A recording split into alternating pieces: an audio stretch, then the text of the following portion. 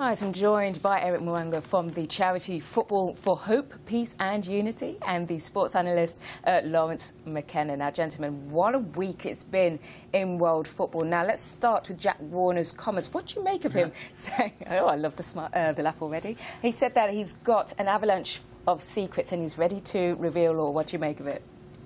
Well, that's FIFA's way of doing things. This is the same man for the last 5, 6, 7 years. He's been denying everything, and now all of a sudden he's saying he has everything to reveal to the world. So we will have to wait and see what Jack Warner comes up with. I don't trust him. I don't trust anyone at FIFA. So let's see how it goes. Well, yeah, if it goes down, it's going to go down in flames by the looks of it. What do you make of it? Well, the shades of what happened with Lance Armstrong, aren't there? Is that Lance Armstrong rubbed everyone up the wrong way, and then when it came critically to the moment where he needed their support, they got rid of him because he had done the wrong thing. And now everyone's rushing towards the FBI because originally everyone thought that, well, you know, what can they do? Turns out that now if you deal in dollars, then you're in trouble. Yeah. And, you know, the FBI are basically saying, look, if you come to us, which they're saying maybe Sepp Blatter had done that in the first place. We know Blazer had done that. If you come to us now, then we might be able to offer you some sort of amnesty in a way. And so Jack's just playing his cards right and basically going to them and going, yeah, OK, I've got loads of information. And all of them are as bad as each other, basically. But you have to reserve judgment on this. What you basically have to say is, what can we do to improve after this? This is almost a sideshow to what's really important in all of this. Which well, is, what's important then? Well, I guess the loss of perspective overall on what's going on for football. It's the same whatever you apply. If you apply it to music, you apply it to politics. As soon as it becomes an abstract concept, it means that someone can hijack it like this and make it into a product. And that's what FIFA is very good at doing, is selling the product of football around the world. And that's been great. It's been great for Africa. It's been great for the Asian countries, is what everyone's calling them at the moment. It's been great for Brazil as well. But the point is that, you know, as soon as people aren't benefiting from it within the corporation, suddenly there's a huge problem. And, you know, if you're keeping people sweet, then in the end they won't be sweet and they'll sing. Well, like I said, Blatter has been keeping a lot of people sweet, especially when it comes to Africa and Asia. But it looks like he's going to step down now. He said that he's going to step down. When it comes to February, when it comes to the re-election, can you see him actually put himself forward again? Well, for me, when he mentioned that he was stepping down yesterday, I straight away thought, well, could this man do a Farage? And if anyone had to do a Farage, 2 days later, comes back and say, you know, I've changed my mind, I'm staying. He's still there till February, whatever, and I'll only you know, believe it when he's no longer there. Well, he's still back at work. He released a statement on Twitter saying that he's working hard to reform FIFA. But do you think he's really going anywhere, or is it just a facade? Well, he's definitely working hard, but what is he doing behind the scene? That's why we really need to fear, because this is a man who has been around for how long years, God knows, and 17 years. 17 years, well, more than that, because he was within the FIFA establishment before he became president. So what he's done, my colleague just said what he's done for Africa and Asia has been great. I actually don't agree, because personally, as someone who comes from Africa, who played football in Africa, I really don't think Blatter did much about for Africa. Yes, he provided funds, but he brought the World Cup, their first World Cup to the continent. This would be how it happened is very up for debate. Did that really help the African football? Is the African football standard today better than it was 10, 20 years ago? I really don't think so. But what about the Africa Cup of Nations? Well, that's part of the issue, isn't it? Is that I get my comment is based on from FIFA's perspective, from FIFA's political perspective. They believe they've done something good for Africa, and the people.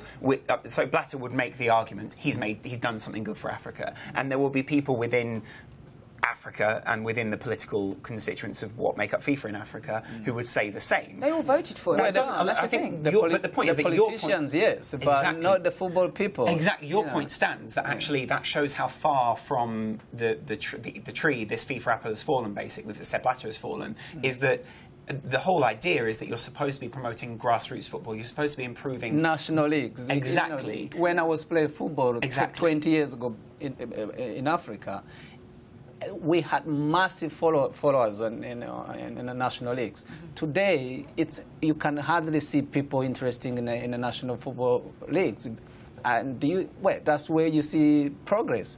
You can't say that they've built nice headquarters of national associations. They've built some football centers. Yes, they've done that, but has that really contributed to the progress of African football? I really don't think so. Well, that's part of it, isn't it? Is that FIFA have made football, again, an abstract concept, and part of that was that they basically made football like a corporate thing. And because it became so corporate, that was what their goal was, to make Africa a corporate football side. And they've certainly done that. But like you say, have they achieved what they actually should achieve? No. Well, joining me in the studio again this evening are my guests Eric and Laurence. Now we have to start with the Champions League final, Juventus and Barcelona. Again, Juventus has been dealt a huge blow with Chiellini out. How big a deal is this? Are they going to miss him? Of course they will miss him. The Italian are known to base their football on, defensive, and missing a very important defender in Chiellini is going to be a big, huge blow for Juventus. But one player doesn't make a team, and I'm sure they will find a way of having a proper strategy to stop Barcelona, which I believe is their #1 strategy anyway. They will definitely go there to park the bus and hope for the best. I love that saying, park the bus. How do you think they'll get on without him? It's interesting because they like to play a back three. They may have played a back three against Barcelona with him in it, but he's also quite notoriously slow. So it would have been a problem against this Barcelona side. So I'm not saying it's a blessing in disguise, but because of his incredible amount of experience at this level. I mean, it means that he would have been able to marshal that back line well. So you're right, it is a blow, but it's also a case of if there's any manager that can deal with it, Allegri's probably the one, because he's an incredibly intelligent manager. He has very intelligent teams that can tactically change very quickly out on the pitch. So you'd imagine it's not the biggest blow they could take, but it's certainly tactically it's going to change what their plan was. Well, let's focus on Tevez as well. How will he play? Well, that's an interesting one, because obviously Piqué is maybe one of the best central defenders in the world right now, and Tevez will probably be running straight at him, so it's going to be interesting to see where they decide to attack that. It's also that, Tevez was one of the, he was the second top scorer in the Serie A this season, so it's going to be interesting to see what he can do against that back line. It's also interesting to see how their midfield cope with Barcelona's midfield, and whether they choose to sit back and break, or whether they choose to attack a little while and then sit back. Okay. Well, both sides will be looking to achieve the treble this season. Who do you think is going to come out on top? Well, personally, I think Barcelona are the favourite. They are the better team all around. But can they be stopped? Well, if anyone can stop them, then the Italian Juventus can definitely do that. So I think Barcelona are favourite, but it's going to be tricky. Do you agree? Every preview that I've done of the Champions League, and there are many, I've included the quote from Jurgen Klopp, which is coming up as the hardest thing in football, which is an Italian side which just needs a draw. And that's pretty key here, is that this Juventus side are incredibly intelligent, and if anyone can outthink this Barcelona team, then it probably is Allegri and this Juve side.